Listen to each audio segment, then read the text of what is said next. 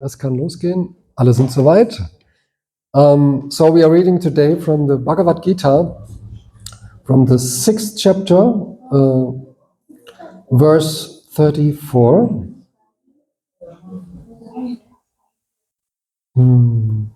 Is that true? No, 6th chapter, verse 24. Before we start, we chant a mantra. There it is. Yes. Om Namo Bhagavate Vasudevaya. Om Namo Bhagavate Vasudevaya. Om Namo Bhagavate Vasudevaya. Om Namo Bhagavate Vasudevaya. Om Namo Bhagavate Vasudevaya.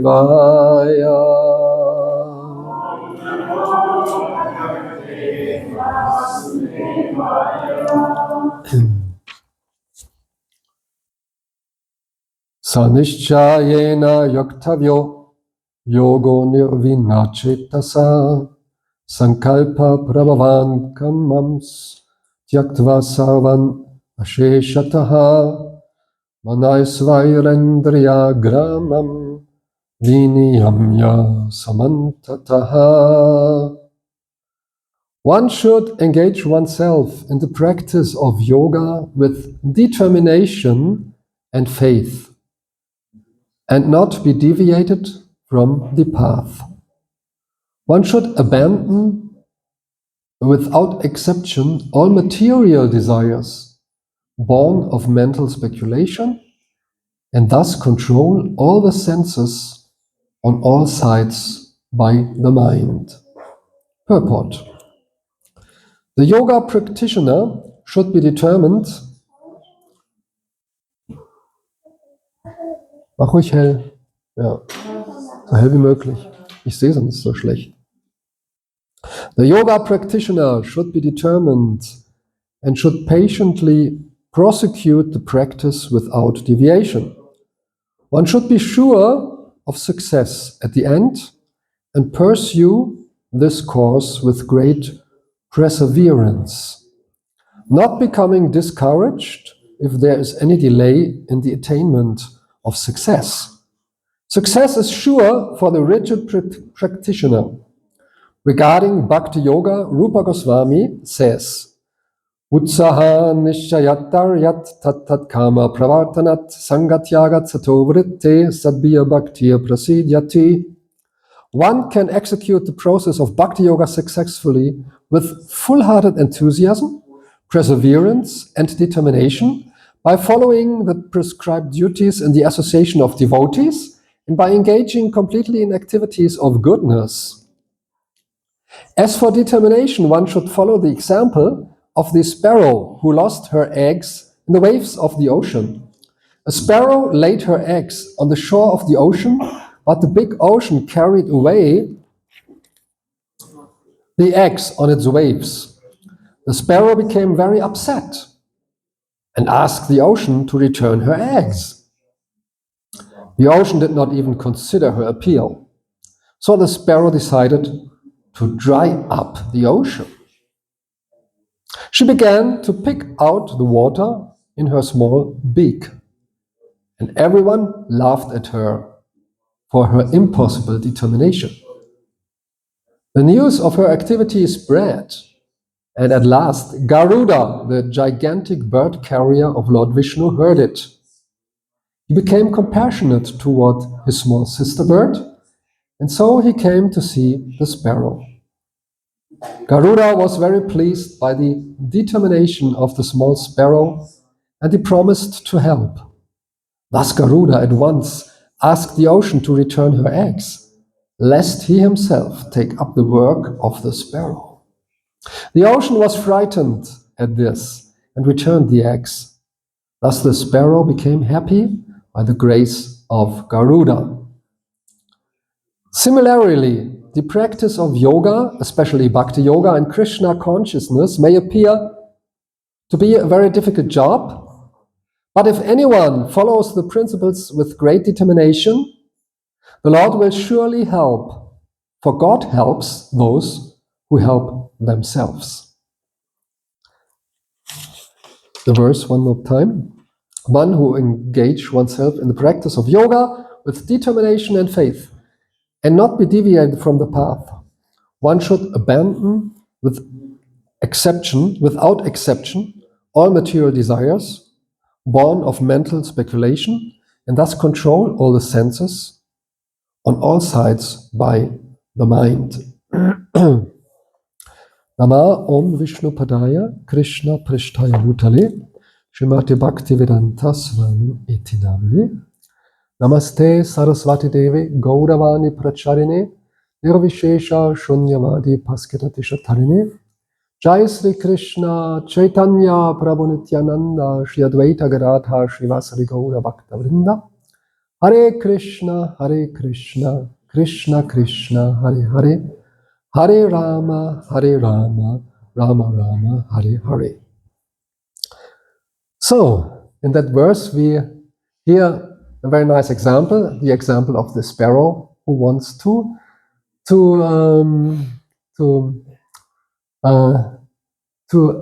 empty the whole ocean, which is quite impossible for him.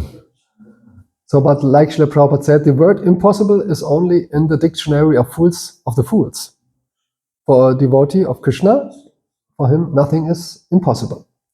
But Srila Prabhupada, he mentions in that very nice purport, Utsahan, Nishtayat Daryat. This is a verse from Rupa Goswami, one of the disciples of Chaitanya Mahaprabhu. And he says there are many things which are favorable for devotional service, for the progress in spiritual life. And one of these things which are very favorable it's called Utsaha. And Utsaha means enthusiasm. Begeisterung. Enthusiasm from the word comes from Latin and is called entheos. Entheos means God, and entheos means to have God inside. So enthusiasm means to feel God inside. So like when Srila Prabhupada, he told about himself, an old man, almost 70 years old, coming from a holy place in India, Vrindavan, to New York, you need some utsaha. Many of his friends told him, you will not survive, Prabhuji. Swamiji will not survive. It's cold in New York. There's nothing to eat than meat. They said, don't go, stay here. But anyway, he went. He had some utsaha, some enthusiasm. So in every regard, whatever we like to attain in this world, we need some enthusiasm. Even on the material level, if we want to have success in any space, if we want to become a musician, or if we want to be successful, whatever it is, as a sportsman or as a businessman, we need some enthusiasm to attain that goal. Yes, and this is very favorable. When I was a young man, there was one rock band called Pink Floyd. You know Pink Floyd, maybe? You know even? Yeah, you're from India. You must not know. you know other musicians, which I don't know. So Pink Floyd was the band in the 70s. So they came to Frankfurt, and we were so enthusiastic. We have to see them, but we don't have any money. So we just decided, let's jump over the fence.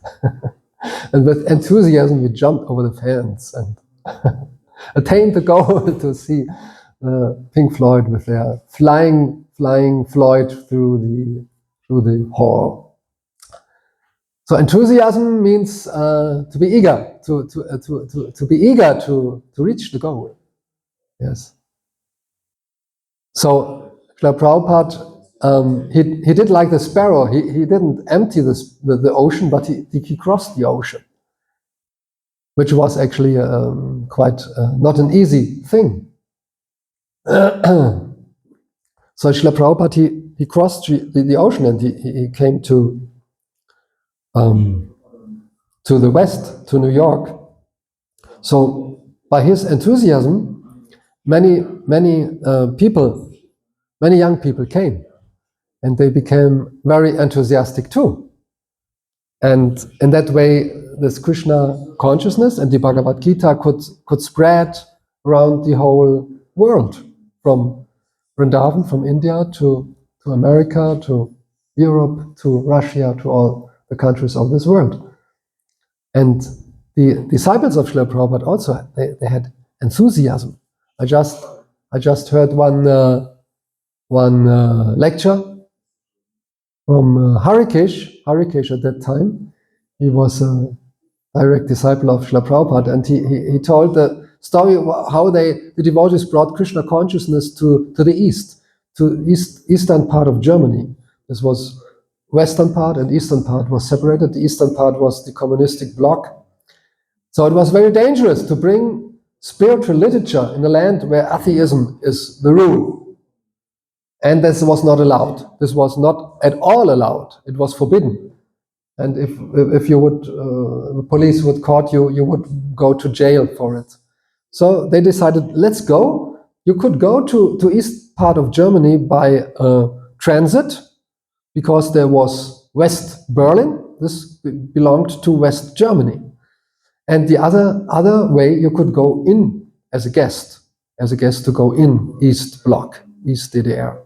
So they had two vans. One van was full with Srila Prabhupada's books, and the other one was empty.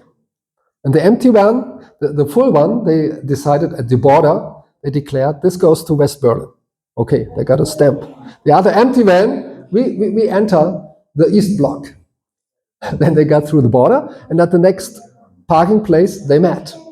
And they changed the books from one van to the other.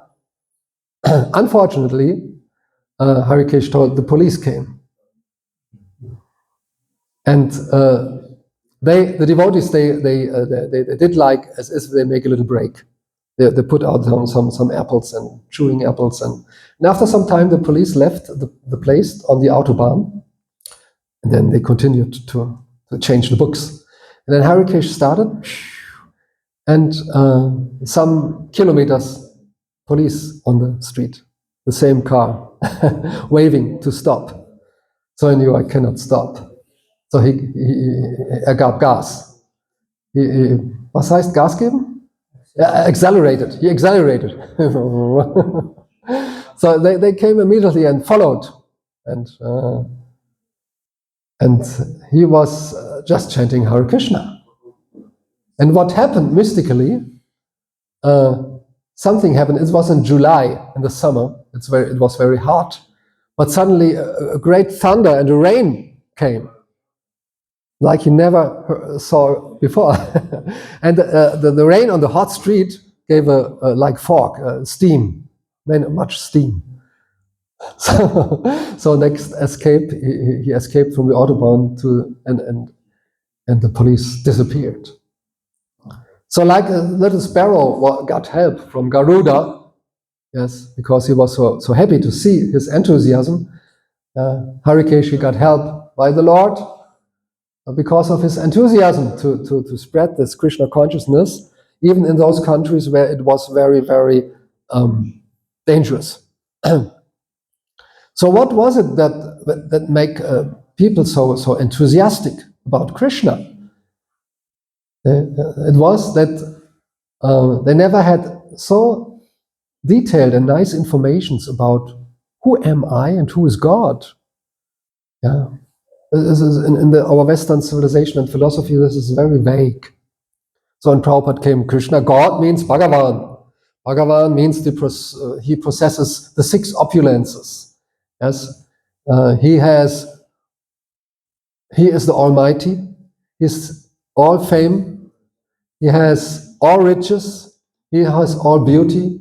all knowledge, and all renunciation. And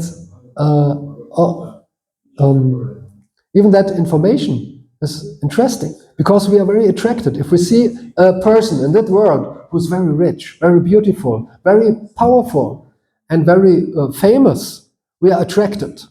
Therefore, Krishna means the all-attractive. He's all-attractive because God has all these attributes in himself. When I heard that, I was enthusiastic, but I was a little bit in doubt. In doubt, why? Because it sounds a little bit materialistic. We are on a spiritual path. We are looking for, spiritual knowledge and spiritual consciousness, which is connected with renunciation, simple life, yogis, fasting, and there we have this, everybody in this world. There are so many people. They are rich, they are mighty, they have power, maybe beautiful, maybe famous. That's not, for me, this was not enough. Oh, is that all? What's about his character? What's about his personality? Yeah. Even if you have a person who is very rich, he might be a rascal. So what's about God's internal, then Prabhupada explains, God is God, he is almighty, he has all knowledge, he has all power, he has all beauty, all fame. He's like a leader of a big company. And the employees in that company, they respect him very much. And also living entities, they respect God very much, and that's good. This is good. But at the same time, this leader of the company at home, he plays with his child. The child, maybe he jumps on his back, and he plays to be a horse. And the young child is riding on his back like a child on a horse. So this is more knowledge we get about Krishna and why we are so attracted in that way to God. That Krishna, there's a nice description about Krishna's qualities and character, his character. In one book, this is called Bhakti Rasamrita Sindhu. There's Rupa Goswami wrote it 500 years ago, and he collected all these statements from Vedic literature in this Bhakti Rasamrita Sindhu about the internal qualities of God. Who is God? How does he behave? How are his qualities and his character symptoms? So this is very nicely explained in the book. It's a Zusammenfassung, summary in the book is called Nectar of Devotion, written by Srila Prabhupada, Nektar der Hingabe. And one of this there's 64 qualities altogether. I will speak about some of them today, because on such a nice day we can try to be a little bit more attracted to Krishna, because as more we are attracted to Krishna, as more we can let loose of the attractions of material consciousness. And that's the goal of life, to go back to Godhead, back to the realm, back to the kingdom of God. So how is Krishna privately? Krishna is very thankful. God is very thankful. We have to be thankful of God. We thank him, because he gives us everything. Bhumya apunalo vayo kammane buddhi evacha. He says in Gita, I give you earth, water, fire, ether. Yes, your false ego, your mind, your body, everything comes from Krishna. So we are thankful. We thank him for our daily bread. Yes, we thank God that he gave us this world, this earth, this planet, the plants, the animals, the human bodies. We are thankful. But Krishna is thankful to us. In what regard? Patram pushpam palam toyam, Krishna says in Gita, one who offers me even a leaf, a pushpa, a flower, or some water, I will accept that. It's like a father who has a very big garden and everything is growing there. Vegetables, nice flowers everywhere. And the little daughter comes picks up a flower and gives the flower to the father. The father is thankful. Thank you very much, my little daughter, for this nice flower. So in a similar way, Krishna, he is the owner of everything. But he is very thankful if we offer him with love and devotion. He's thankful about it. Our attitude, he does not need. But he is thankful if we have in the right attitude, we say, Krishna, this is for you. I offer this flower for you. I am cooking this lunch for you. And I'm offering it before I eat for you. So Krishna is pleased and is thankful. He was very thankful when Draupadi, the wife of the Pandavas, she was chanting his name with full taking shelter of him. She cried even, "Hey Govinda, oh Govinda," because she was in such a difficult situation when the Kurus, the Pandavas and the Kauravas, after the gambling, Mahabharata, the gambling, and the Kauravas, they wanted to took off the cloth, the sari of Draupadi. So she chanted the name of Govinda. And it said in Nectar of Devotion that Krishna is, he feels thankful, indebted. He feels indebted to his devotee who is chanting his name. He feels so thankful and indebted that he provides.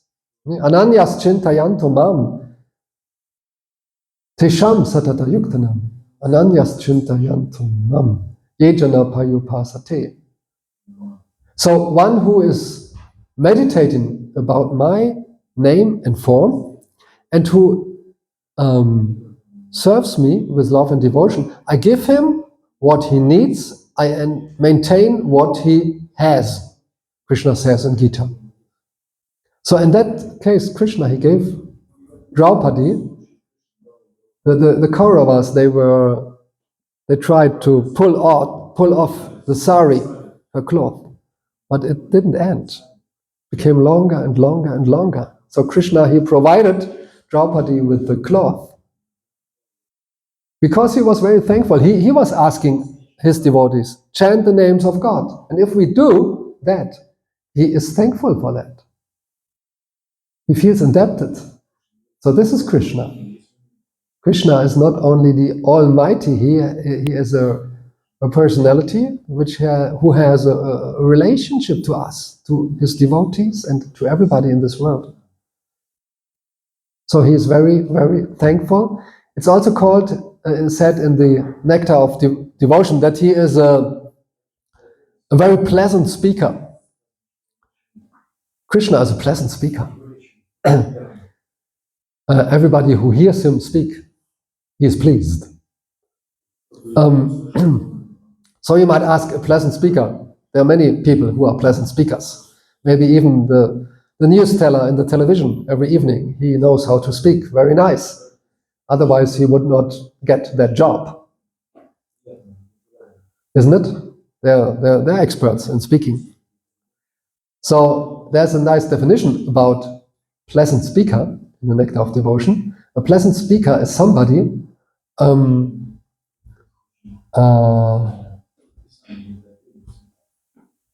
a pleasant speaker.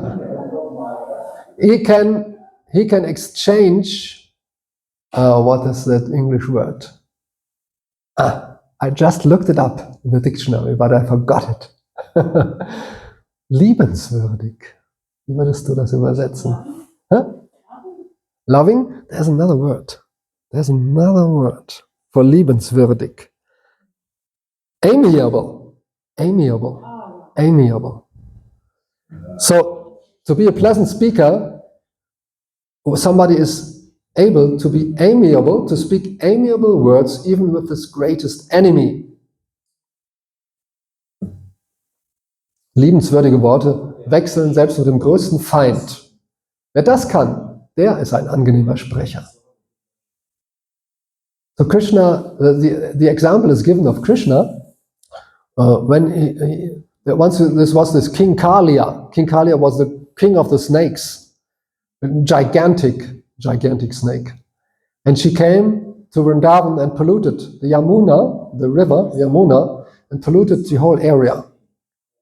So the cows came there and they died. The birds were flying over the Yamuna, died. The plants were dying. Even the cowherd boys felt unconsciousness after drinking the water of the Yamuna. So then Krishna, we know the story, Krishna appeared and he had to fight against this gigantic Kaliya king snake. And he hurt Kaliya very, very severely. So she was so, at the end, Kaliya was so exhausted, she was finished and hurt very much, bodily hurt by the feet of the Supreme Lord. So after that long fight, Kaliya was lying down, exhausted. And then Krishna, he spoke to him. He said, please forgive me. I didn't want to hurt you.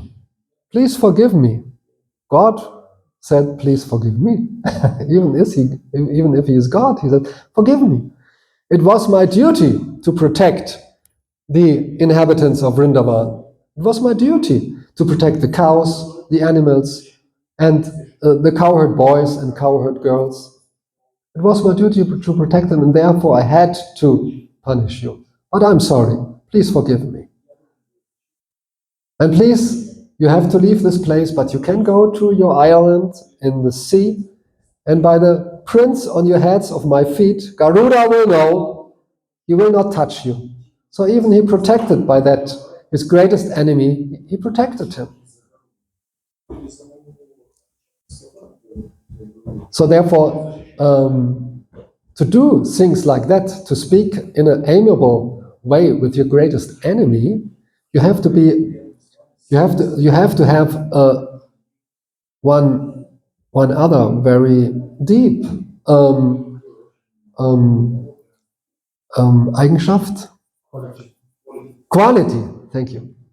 This quality, you have to have the quality of taking the position of your opponent, going into his position, empathy, to see the world from his eyes. Yes.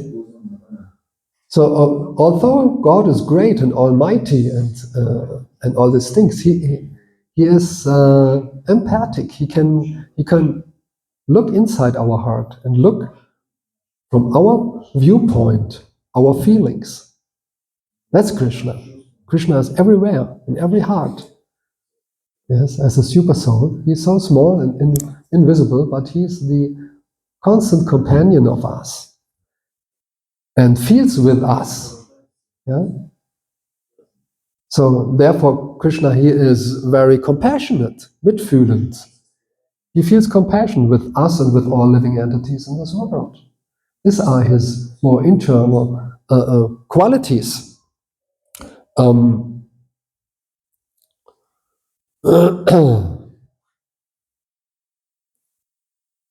When Bhishmadev, this great warrior on the battlefield of Kurukshetra, when Bhishmadev was on the battlefield, at the end he laid down on the bed of arrows and was about leaving his body. Krishna cried, God cried for his devotee. This is Krishna. This is our Krishna. So he cried when Sudham was a friend of Krishna, and they had the same teacher, Sandipani Muni. And when they grew up, Krishna became a great king in Dwaraka, and the Brahmana Sudham, he was a poor Brahmana who lived in a little hut with no money and was very poor. And one day his wife, he told her husband, please go to Krishna, save us, he can give us a little bit of riches, because we are so poor, we don't even have enough to eat. And then this Brahmana Sudham, he said, but what can I bring to Krishna? We are so poor. Just take that flat rice. Flat rice from India, you know, it's the most simple food you can get, the most cheap food you can get. Flat rice. So he had a little sack with flat rice on his shoulders, and in that way he went to Dwaraka, to the biggest palaces. Yes. But when he came there, Krishna cried, because he was so much thankful to see his old friend from school. So this is Krishna. Krishna loves us. Krishna cries for us. So in that way, our attraction to Krishna, if we know all these things, it can increase. And we can cry for Krishna. Because this cry for Krishna, this is the price we have to pay to get his association again. This is called laulyam. We spoke about utsaha, means enthusiasm, but there's laulyam. And laulyam means great, deepest desire, which is called in German Sehnsucht, longing, yes. Intense longing for Krishna. So this is the price we have to pay. We have to cry for Krishna. Oh Krishna, I want to have your association again. Like the Pope today, I mentioned at the beginning. The Pope today said, this day we call Pfingsten. Yes, the Holy Spirit came over the disciples of Jesus. And the Pope said today at the Peters Dome,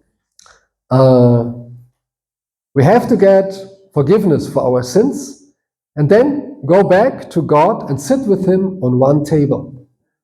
This is one family. That means one family.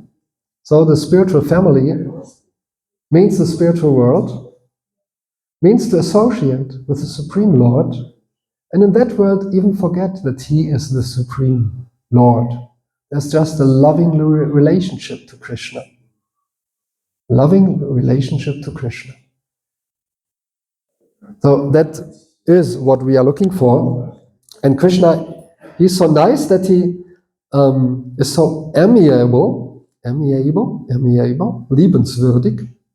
In Nectar of Devotion, the example is given. There was this great king, Yudhishthira Maharaj.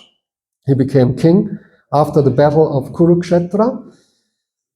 And he performed a great yajna, a great offering, a great sacrificial sacrifice, fire sacrifice.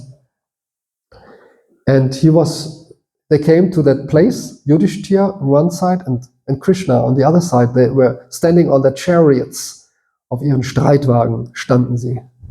So Yudhishthira Maharaj, he wanted to jump down off his chariot to pay obeisances to Krishna. But Krishna, he said, he's so amiable, so liebenswürdig, that he was quicker. First, Krishna jumped from his chariot and paid obeisances to Yudhishthira Maharaj, to the king, because he accepted Yudhishthira Maharaj as the king. And in that way, he was so amiable, so liebenswürdig, to do him this favor. I bow down in front of you. So God himself, although he is the most mightiest, the most powerful, he bows down. He is humble. Nectar of Devotion is that Krishna is humble. Krishna is humble and meek. For example, he's looking for firewood, even if it's raining and bad weather, for his spiritual teacher, Sandipani Muni. Krishna was looking for firewood. And yes, and even Krishna, when this Sudam, his friend from his childhood, he visited in Dwaraka, Krishna, he greeted him and washed his feet. He was crying to see him and washed the feet of his devotees. So that's the greatness of Krishna. That's his internal, individual quality. Yes? So if you want to attain his association, we need a little bit of utsaha, enthusiasm, and a lot of laulyam. Laulyam means intense longing, to have his association again. And therefore, we try to follow he's asking us to do things like chanting his name, doing some service for him, yes, offering a leaf, offering a flower, offering some water. Everybody can do. So actually, it's not difficult. Just do a little service for Krishna. Try to connect with Krishna. Try to desire to associate with Krishna again. So at the end of life, we don't have to be born again. We can go back home to Krishna, and have with him a loving, nice exchange.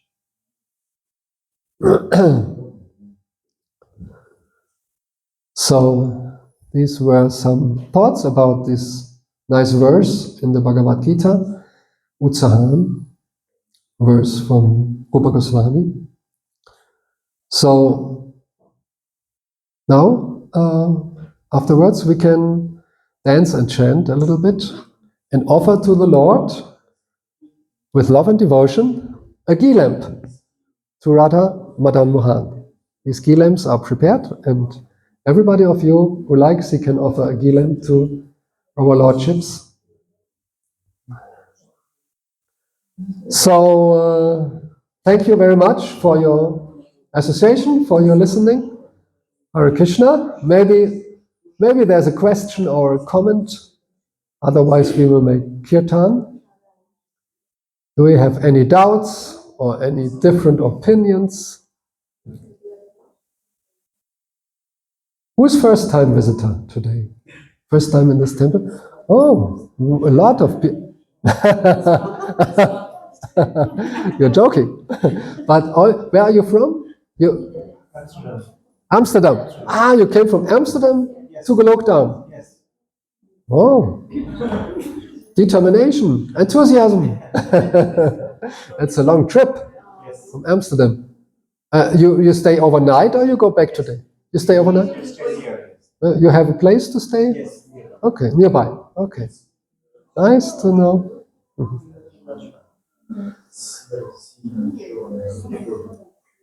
Okay, so everything clear? Go back to home, back to Krishna? Okay? Okay, so Srila Prabhupada ki jai. Shri Radha Madan Mohan ki jai.